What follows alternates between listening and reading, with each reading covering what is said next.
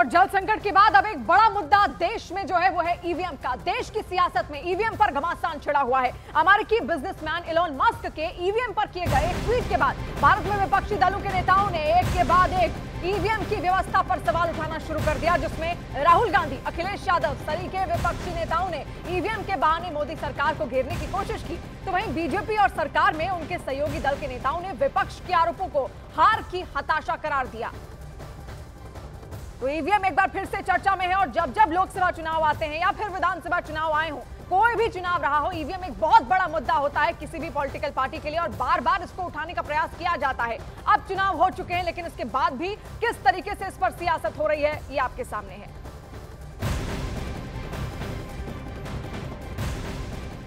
और लगातार ईवीएम के मुद्दे पर राजनीति हो रही है। आइए आपको सुनवाते हैं बीजेपी के अजय आलोक, कांग्रेस के नाना पटोले और शाजिया इल्मी का क्या कहना है। को ये भी नहीं पता है कि ब्लैक बॉक्स की जांच तब की जाती है जब प्लेन दुर्घटनाग्रस्त हो जाता है। राहुल गांधी खुद अपने आप में एक ब्लैक बॉक्स है, शोध किया जाना चाहिए उन पर। एलन मस्क, जिसको इंडियन डेमोक्रेसी की जानकारी नहीं है, इंडियन ईवीएम की जानकारी नहीं है, वो बयान देते हैं और उसके बयान को पकड़ लेते हैं कि जैसे एलन मस्क नहीं हो गया, आइंस्टीन की औलाद हो गए। तो ऐसे ऐसे बेवकूफ़ाना बात पे और अपने ही लोकतांत्रिक संस्थाओं को जवाब गैर जिम्मेदार बताने लगते हैं राहुल गांधी। ऐसे ऐसे तुम्हारे नेता हैं। चुनाव के रिजल्ट 4 तारीख को आया, 14 तारीख से उनको ईवीएम शुरू हुआ। बीमारी ये अगले 5 साल का नैरेटिव बनाना चाहते हैं क्या? केंद्र की सरकार क्यों नहीं बैलेट पे चुनाव लेती है? दुनिया के प्रगत देश, अमेरिका हो, जापान हो, उन सब देशों ने बैलेट पर वोटिंग शुरू की है, तो हिंदुस्तान में क्यों नहीं? यही सवाल कांग्रेस का है। और ये चुनाव 5 साल का है, 5 दिन का नहीं है।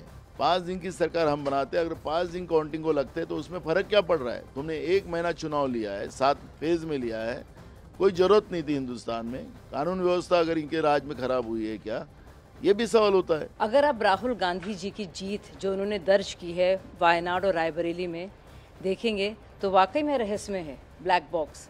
लेकिन सच तो ये है कि ईवीएम के साथ खिलवाड़ नहीं किया जा सकता। अब आप ईवीएम मशीन्स को अगर देखेंगे तो उसमें एक प्रोग्रामेबल चिप होता है और वो स्टैंड अलोन डिवाइस है, वो किसी और डिवाइस से भी कनेक्टेड नहीं है। और ये 10 साल का बच्चा भी, बल्कि 8 साल का बच्चा भी आज के तौर पर जानता है कि ना तो वाईफाई है, ना तो इंटरनेट है, ना तो ब्लूटूथ उससे कनेक्टेड है, तो कैसे छेड़छाड़ हो सकती है? मतलब ये अहमकाना ये सारे आरोप है। आप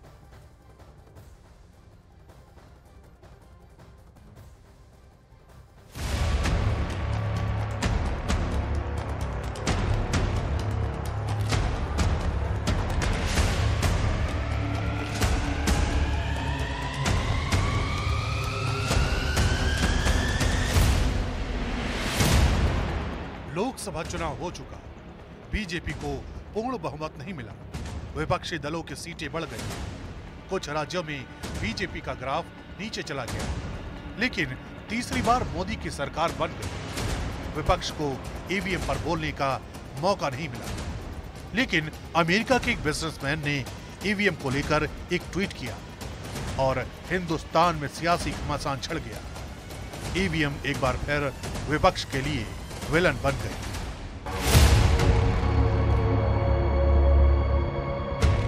दुनिया के सबसे बड़े लोकतंत्र में आम चुनाव को सफलतापूर्वक किया गया तो दुनिया के तमाम देशों ने इसकी तारीफ की, लेकिन रविवार को अमेरिकी राष्ट्रपति चुनाव के लिए ईवीएम के इस्तेमाल पर अमेरिकी बिजनेसमैन एलन मस्क ने सवाल उठाए।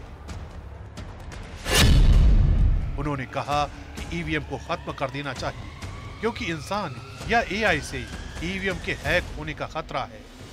खतरा कम है, फिर भी ये बड़ा असर करने वाला साबित हो सकता है। अमेरिकी चुनाव से ईवीएम हटा देनी चाहिए।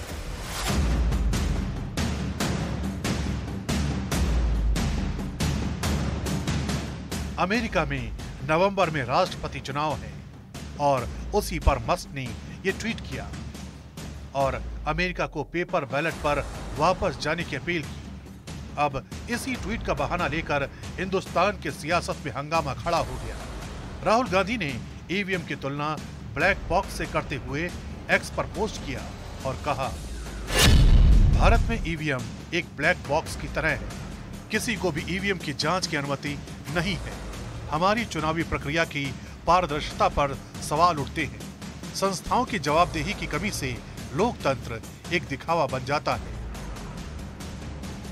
कांग्रेस पार्टी ने न सिर्फ ईवीएम को मुद्दा बनाया, बल्कि चुनाव आयोग की विश्वसनीयता पर भी सवाल उठा दिए।